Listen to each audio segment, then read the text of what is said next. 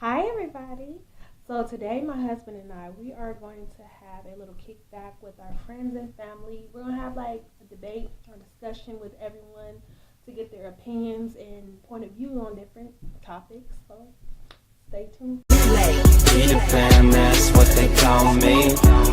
Promise that you never be lonely. Be the fam, that's what they call me. What up, y'all? It's your girl Jada and my mom's camera. Say what's up. What's up? And so today, I'm starting her video off, blah, whatever.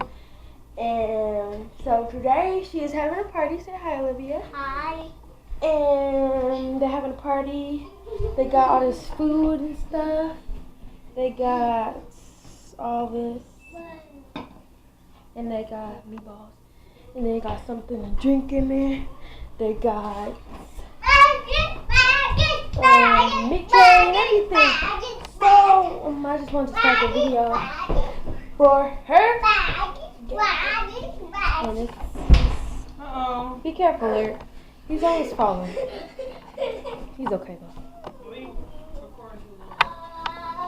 But yeah, guys, she told me not to record too long, so I'm about to end it, and you guys will see her when she goes downstairs and what I'm.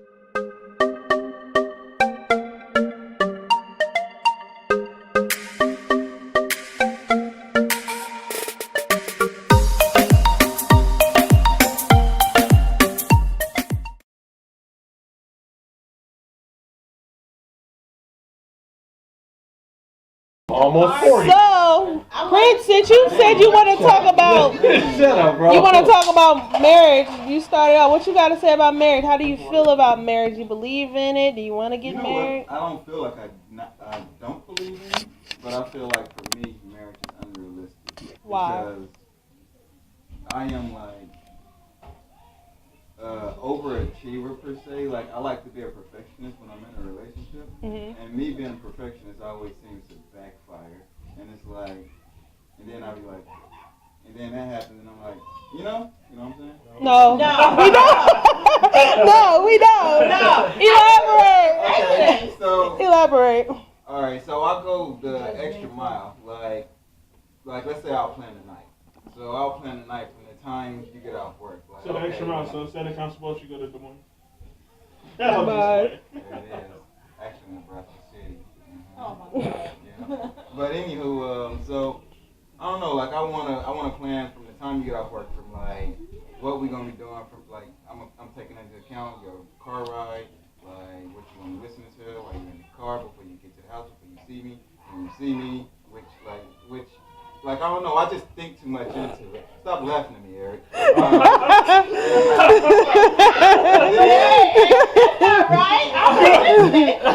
Why are you laughing? You can't have the married people laugh. That's just So basically, do you do that? I be thinking so much You till just I so ruin it. together. I mean, you can't be so I be together. thinking so much into it till I ruin it. And then when shit don't go right, when one of those details get fucked up, I just say fuck everything. Yeah, so instead No. of listening to Nelly, she listens to City Girls, so now No. your day is No. They can't listen to Yeah, this girl yeah. with him. He gonna like, oh, she. Okay, wait. So you're controlling, kind of. Yeah, I like to control the aspects Oh, you of control it. things. Okay. Oh. To add what he's saying, I feel like marriage is is it different? Like, if you're in a long-term relationship in the state of Nebraska, they already consider that as you being married. Oh, really? What 7 is years. 7 years? So they have common law in what is common law? That's So something new. Let me write that down. what is really being married to somebody? A piece of paper? Like, what's the difference? Because there's been so many people that have been married that's got divorced, or there's people that are married that cheat every day. So why is it a point to take all the effort to buy a ring, have a wedding, do all that stuff to do with somebody when basically they'll do the same to you? That if you've been, there's people that's been in relationships for 16, 17, 20 years that are doing better than people that's been married with a piece of paper for a year or 6 months or 3 months. I feel like And then at the end of the day, they get half of everything you got for what? You just can't And go then my into it parents with that ain't even married. I mean, my mindset. parents got a divorce, so like, I mean, But you wanted to get married at one time. I did, but then I thought about that too. I think that's the problem with like marriages now. People see other people perspective. You know what I'm saying? So And they going now they going out with that mindset like, oh, it might not work, instead of giving it a try. in all actuality, shit, you shouldn't even go into a marriage if you even gonna have that state. Yeah, if you got that in the back of your head, you shouldn't even To do be it. And honest, you're absolutely right. because when you go in, you go all in. Yes. Like we ain't never breaking up. Because sometimes people try to get married to save the relationship. That don't make no fucking sense. I mean, no. Or they think that like their last. I didn't know this was an edited version. No, You ain't gotta end. but no, but you're right. Yeah. Because like a lot of people, they sit up there and they be like, well, this is all I got left. Yeah. So I'm just gonna throw myself in and try to marry him. But then like you're doing it, like you said, you're doing it for the wrong reason. And I feel like if you're sitting up there trying to say this is my last resort, maybe you might just as well break up instead of saying, oh, this is my last thing, marry me. Because at the end of the day, it probably ain't gonna work. Because if you not all the way into it, and if she's not all the way into it, from experience, I know it ain't gonna work. You been married before? I'm probably my kids, but huh? You been married before? No. How do you feel about it? Marriage is a big deal to me I'm sorry. because I'm in tune with my spirituality though. Like when I don't look at marriage as a piece of paper. When it comes to marriage, I'm very careful. Like I will be very careful of who I select only because I know the biblical reason behind getting married. You know. And so what? Nothing. What'd you say? What's the reason? I can. I said Y'all the wanna best get serious? reason. Y'all wanna go? Oh, by the way. Okay. I've still got hope for that. Oh. It's not. No, actually, you know what? Actually, I would like to know. No. I'm gonna need to mix this. So a lot of people, just like what y'all was saying, a lot of people go off of the worldly view of marriage based on like what they see, what everybody else is doing. They Yeah. just want the title. They feel like it's gonna save a relationship, Let's see, etc., and etc. that's childish what we ways talked of about, being yes. Yeah. But like with me, like when I know I'm going to eventually go into my marriage, I know I'm putting him first, and like I know what how can I put it? With my man, like I know when I submit to a man, that he's gonna have to hold the relationship accountable as high as God would. Like with me, it goes deep, like into spirituality. I don't know how deep y'all are into it, but I can go deep into it. I think we're all that way except for Prince. Shut up. I'm being honest. I don't.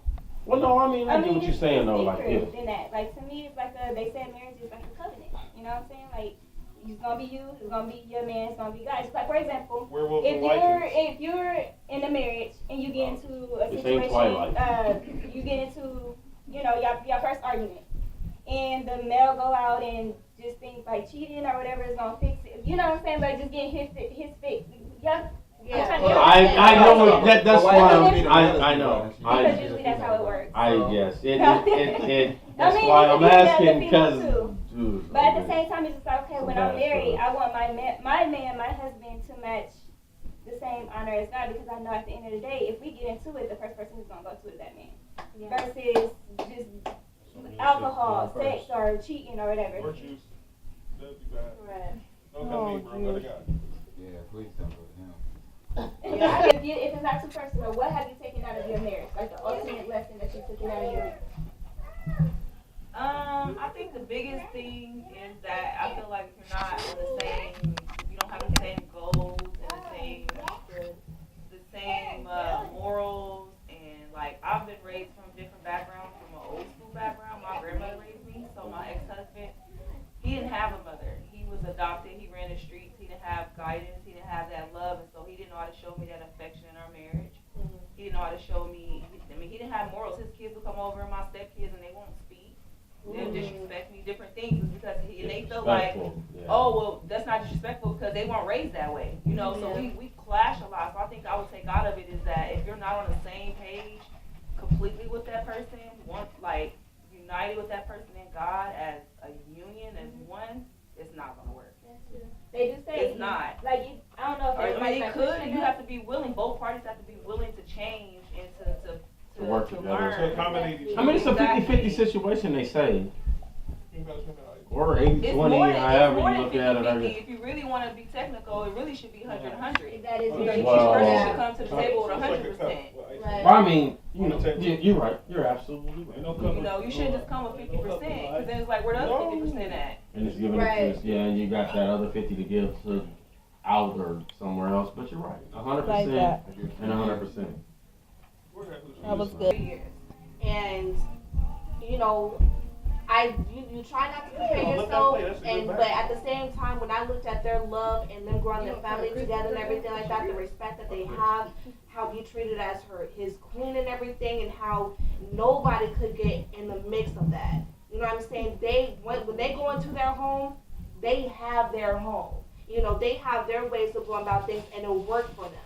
You know what I'm saying? They didn't, you know, compare to the neighbors and whatnot, or, you know, they didn't really listen to all the negativity that other people were giving. No, they shut that completely out. They was like, this is our love. So when my grandma, before she passed, she told me, you know, this is what you need to look for in a king. This is what you need to look for in a husband.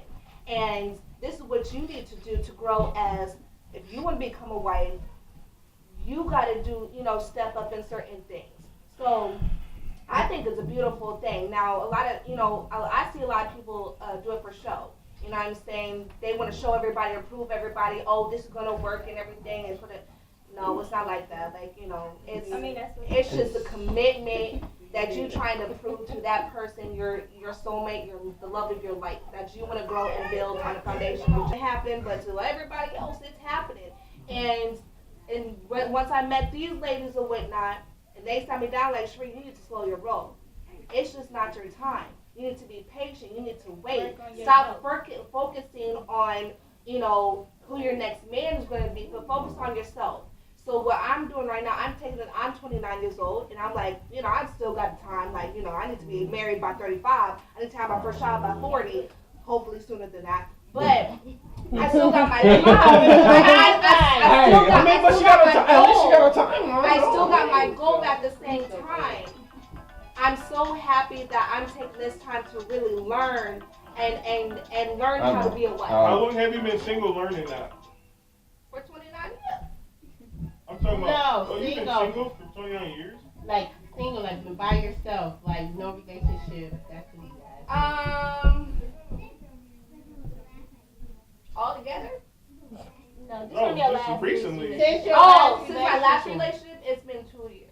How long was your last relationship?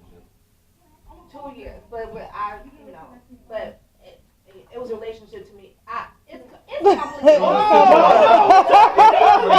happened to that boy? Wait a minute, that's a whole nother topic. Okay. Do you still mess with him? All right. Do you still mess with him?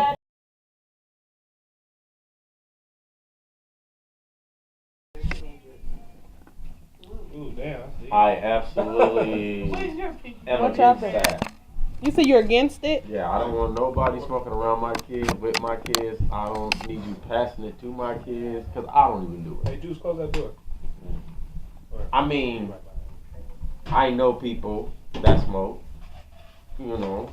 I can't be a hypocrite. I've tried it. I don't like it. Anybody? My children have came to me and told me that they have or still do. Are you with him? Huh? I said you ain't even on his face. I don't know. It's a back. I started looking down. But it's not for me. I mean, and like I don't. I feel like if I don't do it, why should my kids do it? I mean, what if you did do it? That's the thing, though. Like, I don't smoke no more. So who smokes? I used to smoke. Okay, she smokes. And I smoke occasionally. Okay, yeah, he smokes.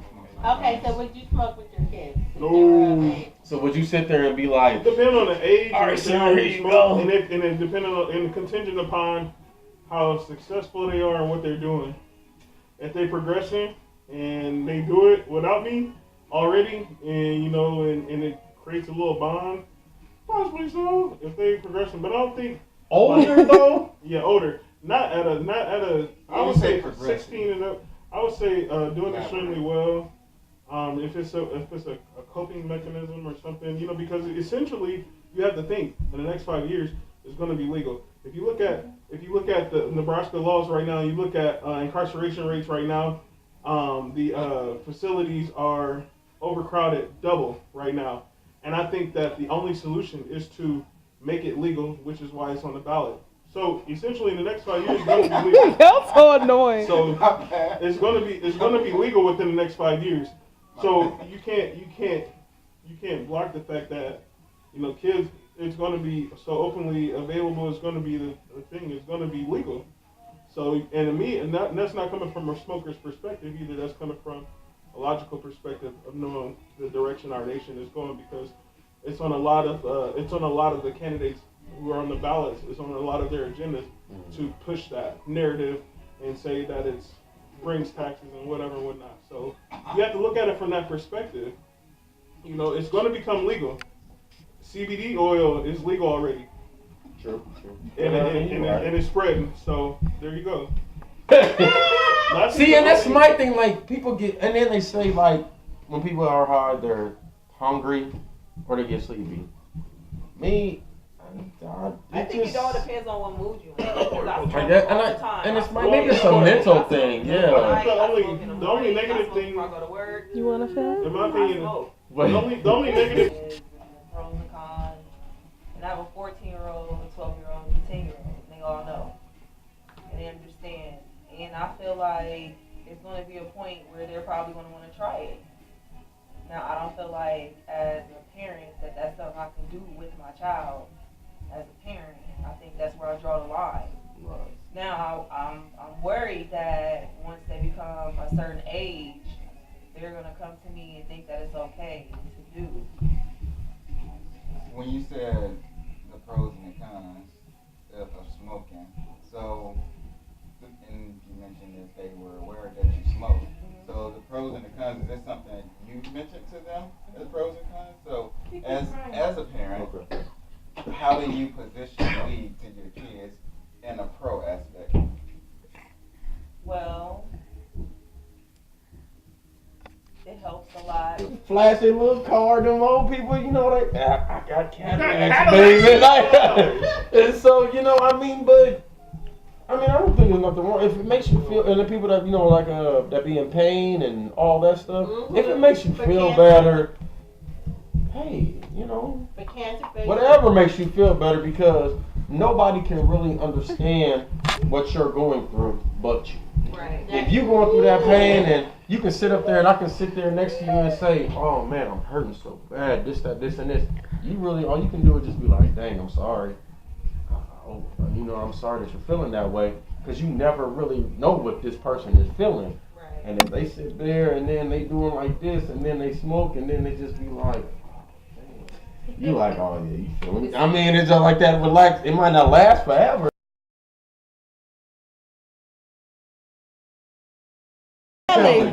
He brought up R.Kelly. Let's talk about R.Kelly. How y'all feel about it? I was just joking, but I don't want to talk about it. Yeah.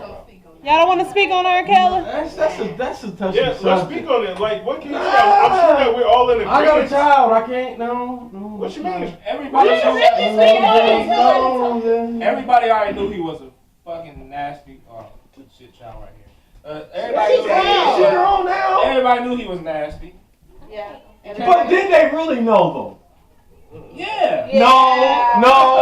The nigga was with a leader. Nobody. Well. From the very beginning, But the music that he had out and whatnot, like not even just performance-wise, when he was out there. Yeah, Jude, because y'all know you about to say some crazy. No, it's going to be quick. It's going to be very quick. You always got something to say, like me. Y'all close the door. We're talking about R.Kelly. Right. All right. So for me, I denounce everything that R. Kelly did. R. Kelly is a horrible person. I can't do it. Everything that he did was bad.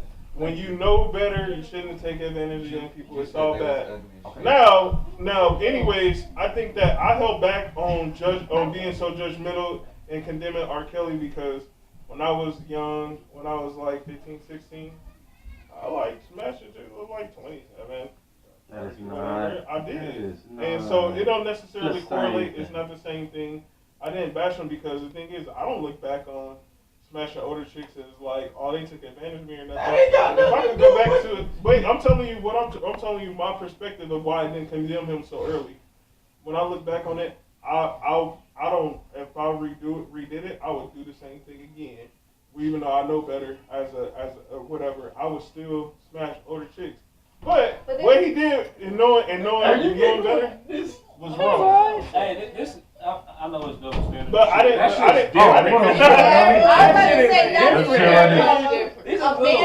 Okay, so do y'all understand that? But when I would say that, even though I condemn him and that's wrong, and I would never do what he did, people condemn me like, oh nigga, like that what happened to you was bad too. Okay, but do you get that they're killing off all the black people that are trying to buy white people things?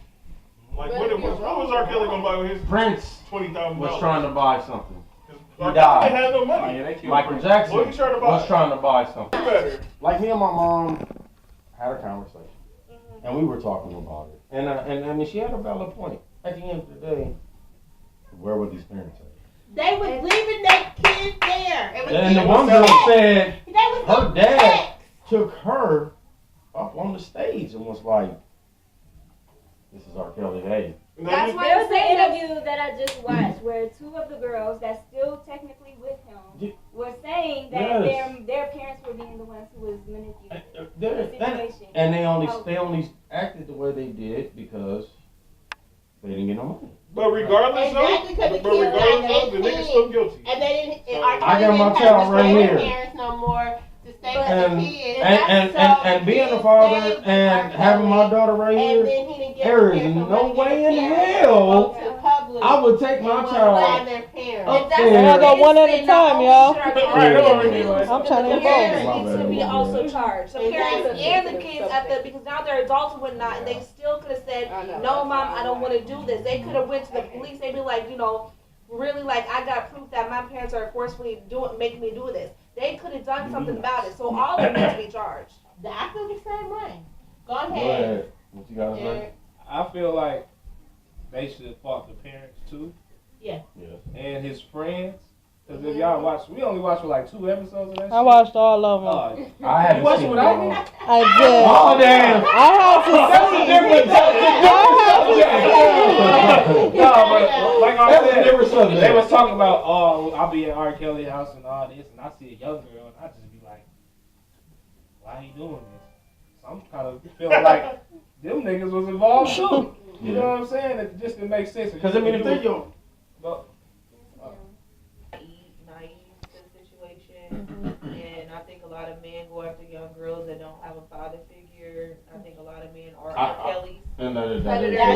They prey on those insecure ones. But okay, so do y'all think that they preying on him more because he is R. Kelly? No, I think that it has something to do with it. Because it happens. I think he's sick and he got a sick. It's probably somebody next door. Like, I mean, but okay, so look at it this way. Elvis Presley. Oh yeah, I he's looked at white. that story. His woman was 14. And I looked at that other story. And then that the director would not. He adopted that Playboy girl Mansion guy and made her his He wife. was. They didn't do nothing about that. And then even right. with the Michael Jackson situation, even though he was messing with Michael little Jackson's boys black. and all that, but at the end We of the don't know day, for sure about Michael Jackson.